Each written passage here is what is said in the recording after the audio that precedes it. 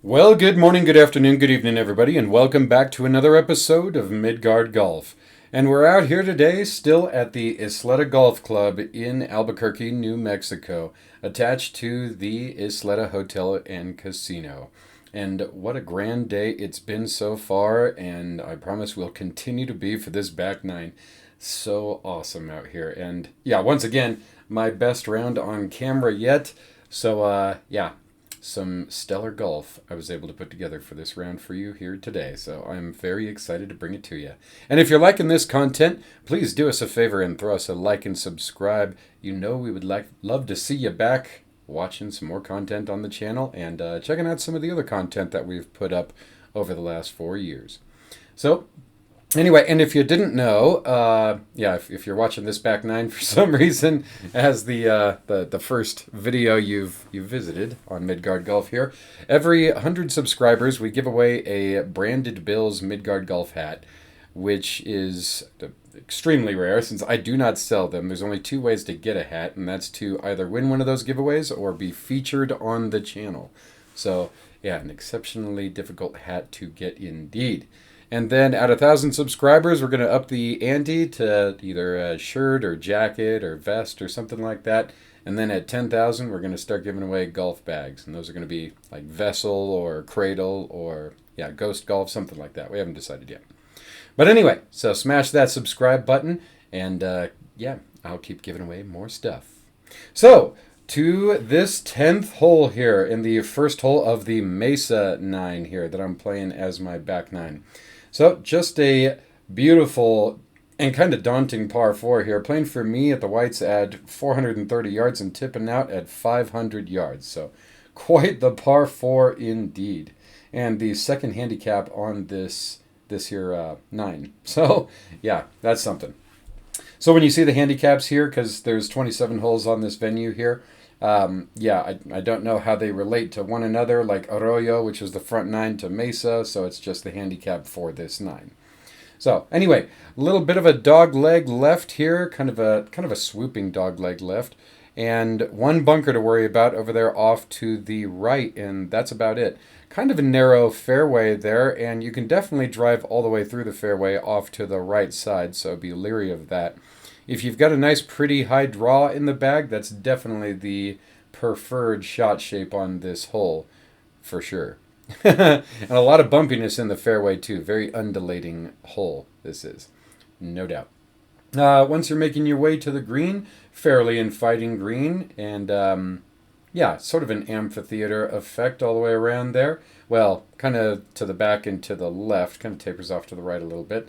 But all in all, if you end up having kind of a long shot up onto this green, I'd say club up a little bit to make sure you get there. And if you happen to go over just a little bit, it's really not that bad of a chip from back to front up onto this green. So driver in hand, I'm pretty much just hitting cuts right now. So that's what I got in the bag.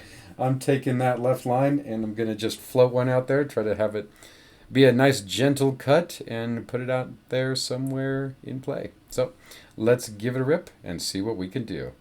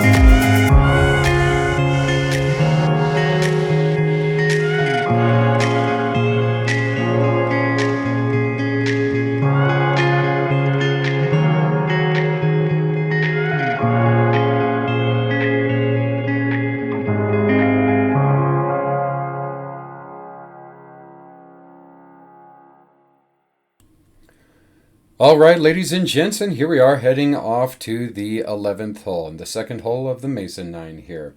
So quite a shorter par 4 here, 346 yards for me and 429 from the tips. But no downhill reprieve this time on this hole, playing pretty well flat pretty much the entire way. And an argument could be made to say that the hole even creeps uphill just a smidge as you make your way up to the green. But no matter, pretty stock standard par 4 here, I would say. So apart from that, though, while there's no water trouble, right through the middle of the hole, the fairway is split by a very healthy portion of kind of native desert terrain with some trees up in there and some kind of bushy trees. And then you've got some more tree trouble on the left and right as you make your way further down the fairway. So yeah, if you've got a good grip on your driver there, especially if you've got a fading gear, then yeah, I would definitely go for it to clear all of that. Shouldn't be a problem. I mean, playing it from the tips there at that 429 number, yeah, you might think about laying up into the first kind of initial fairway, but I'm saying if you're playing from back there, you could probably clear it anyway, so give it a rip.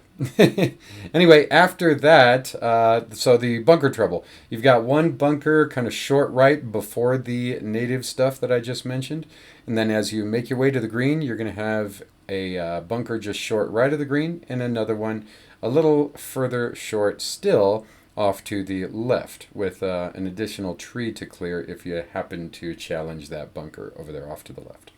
So, hitting cuts, I'm loving that for this hole. Just kind of, yeah, taking that line over there off to kind of the darkest tree you can see off to the left side of the fairway and looking to cut it in from there. So, let's give it a rip and see what we can do, driver in hand.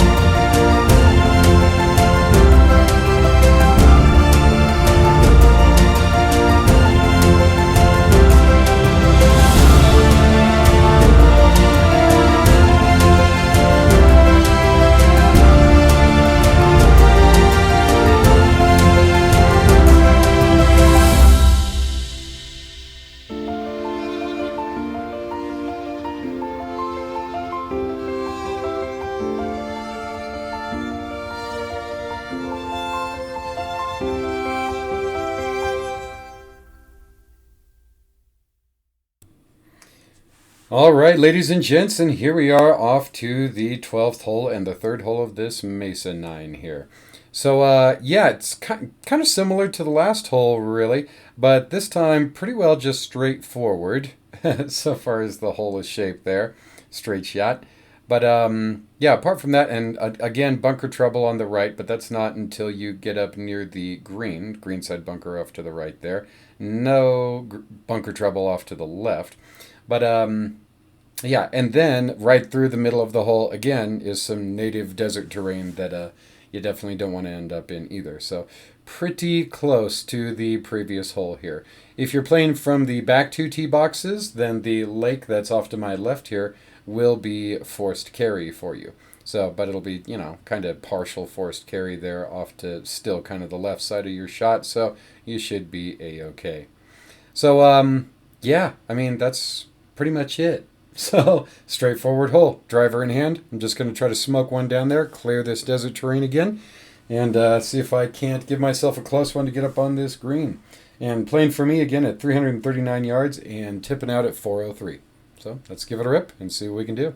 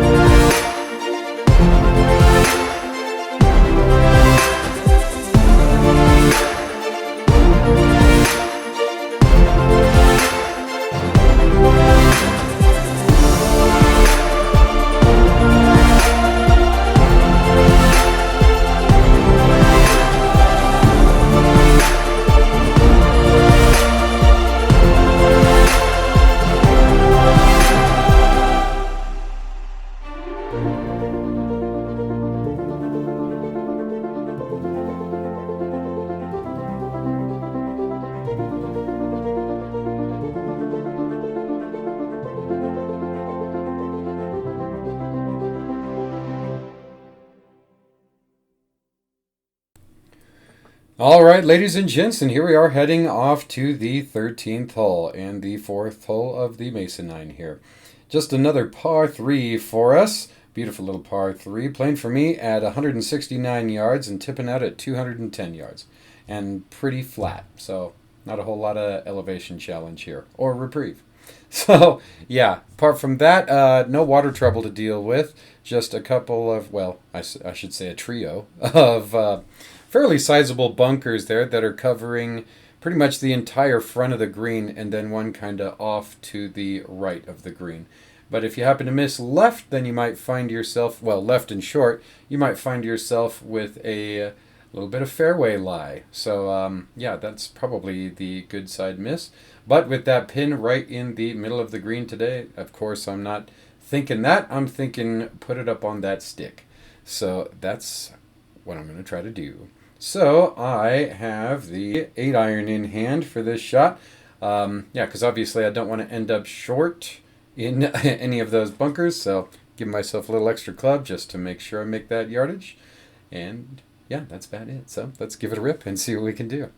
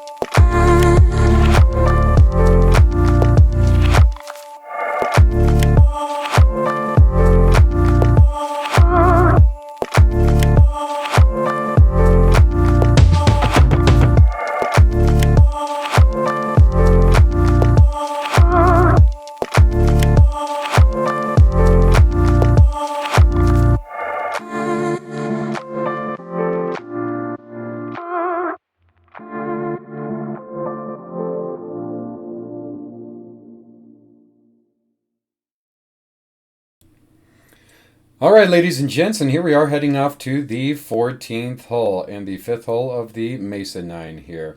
And our first par 5 of this back 9. So, and a really cool one it is actually here. Playing for me at 531 yards, tipping out at 593. So pretty solid par 5 indeed.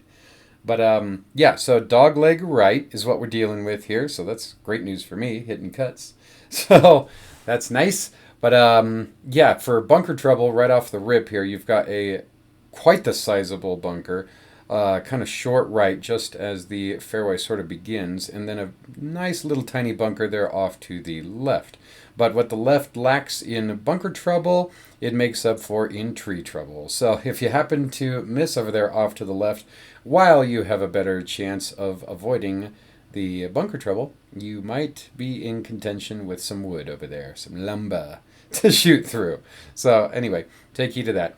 Once you make your way towards the end of the initial fairway there'll be 3 more smaller bunkers that will guide you up to sort of this native desert ravine that will cut the rest of the hole off and make your approach shot a forced carry shot. So, yep, you've got that to think about. So, I mean, if you bomb it down there, then, yeah, I mean, obviously you're going to want to go for it in 2, no doubt about it. I certainly would. And I will. But, yeah, for those of you out there who are kind of shaky on that distance, you might consider laying up and making it a 3-piece hole just to avoid getting in that ravine right before the green. So, driver in hand, let's hit this big old cut and smoke it down there and see if we can't give myself a nice position to try to get up on this green in 2. Let's check it out.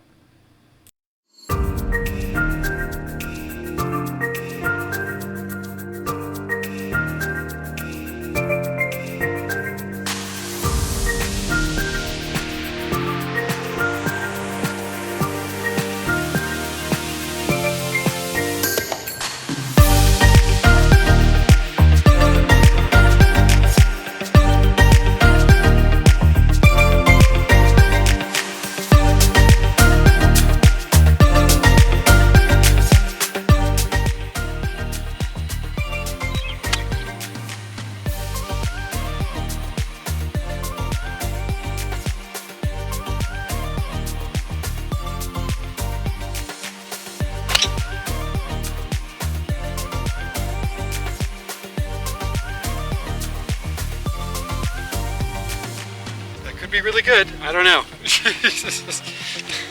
Can't see where it landed, but it looks like it's just left of the green. Let's check it out.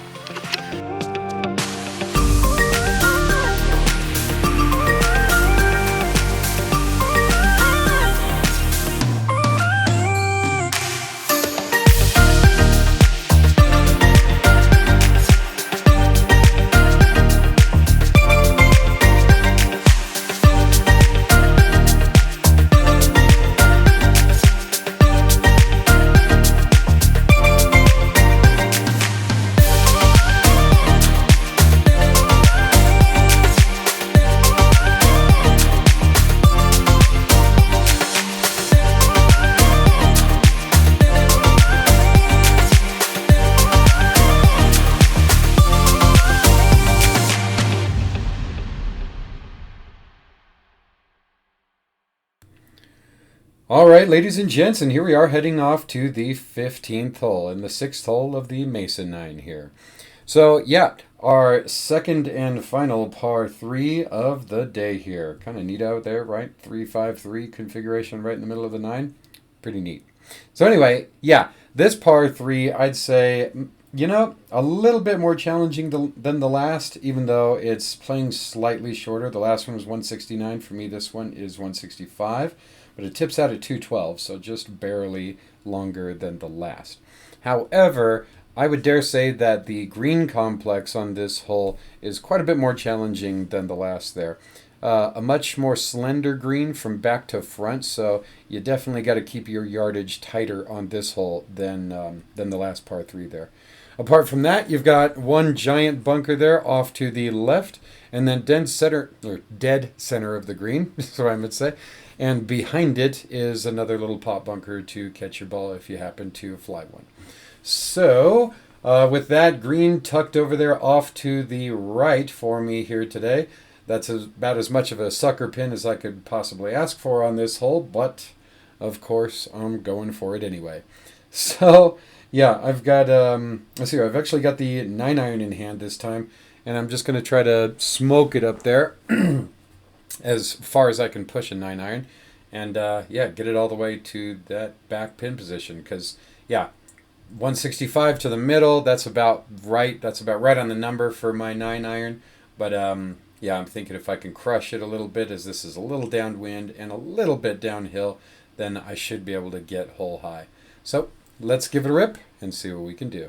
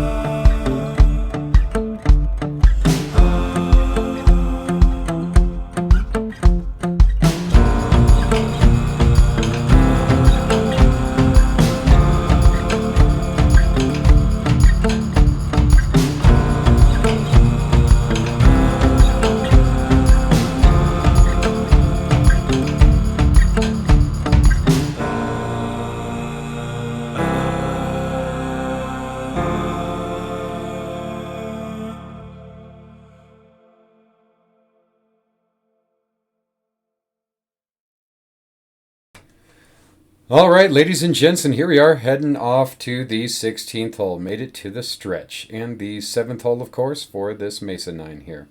So, what they call, well, the second easiest hole, actually, well, just bogeyed the easiest hole on this 9, as they say. That's unfortunate. But, hey, it is what it is.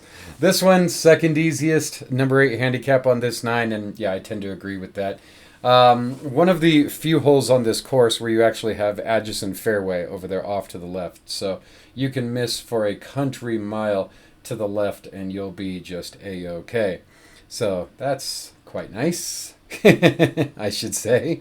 But and I'm going to, yeah, definitely take advantage of that and take a lefterly line and just widen up this hole as much as I can. And yeah, see if I can hit that cut and bring it back in. And if I don't and it stays straight, well, whatever. I'll be in a fairway lie over there on that neighboring hole there. So no worries. Let's see here. Once you make your way down this fairway, though, the only bunker bunker trouble that you have is actually off to the right-hand side. So even more reason to kind of aim left and just stay away from that right, because right side, past that, you've got some sort of native terrain out there that you're probably not going to want to flirt with. So anyway, and then once you get up to the green, just nothing to worry about. Tree trouble on both sides, but apart from that, yeah, pretty inviting green. So let's give it a rip and see what we can do. Driver in hand. Just going to smash it as hard as I can.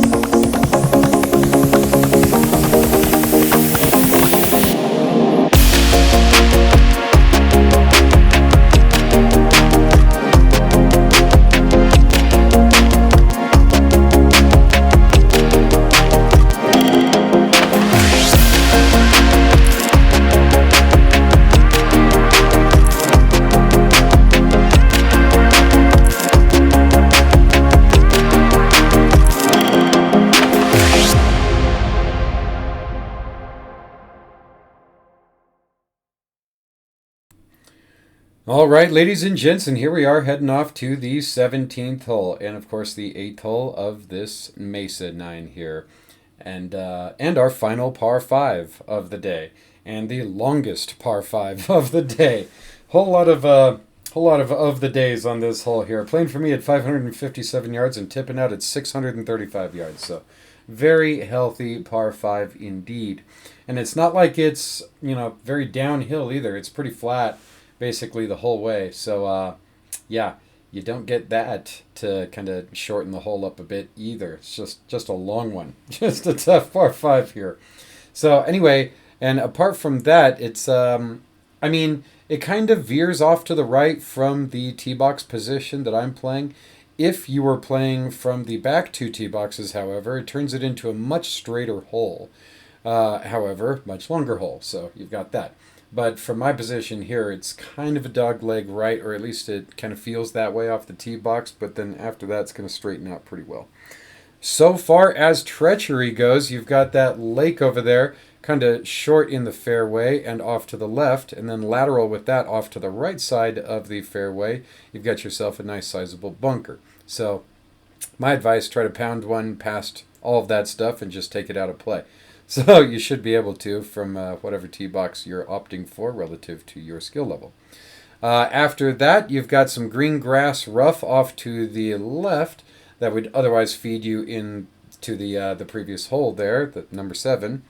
But that's going to run out pretty quick.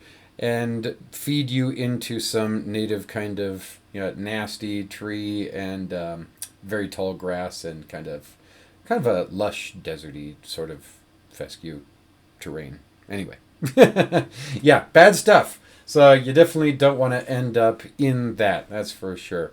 Let's see here, but I mean, if you're flirting with that, then that should put you in a pretty good position to at least make a crack at trying to get up onto the screen. However, it will climb a little bit uphill on you as you make your second shot there. So fat chance that you're getting on this one, unless you can just hammer a drive down there. Let's see here. After all of that, the fairway is also cut in half down there by some just kind of rough length grass and a little bit of native stuff also to deal with. So hopefully you can clear that on your second shot. Shouldn't be much of a problem. And then as you make your way up to the green, there'll be a nice sizable bunker to the short and right of the green, and then another one kind of further away from the green, but also short and to the left. So all kinds of trouble to deal with on this hole. Definitely requires some precision shots here. So what am I doing? Hitting the driver. It's a par 5, right? And it's kind of a dog leg right from my position and hitting kind of a natural cut right now. That's great news for me. So taking kind of that that left center line and seeing if I can't cut it back off of that. So let's give it a rip and see what we can do.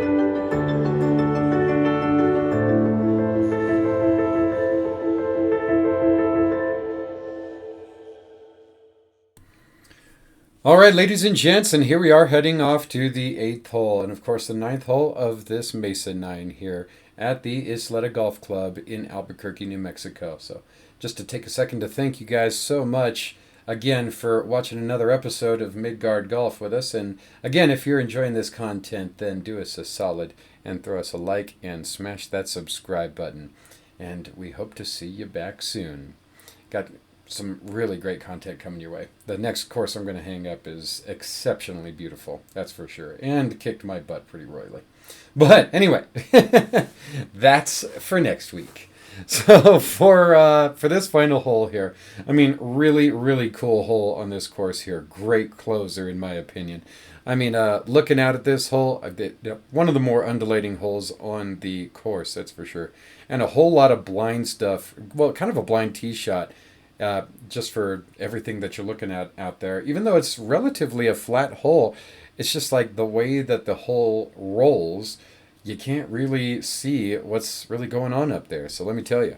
So as you hit your drive here to the short left and the short right, just about lateral with one another, you're going to have two very sizable bunkers there to trap your ball if you happen to errantly hit your ball on either side.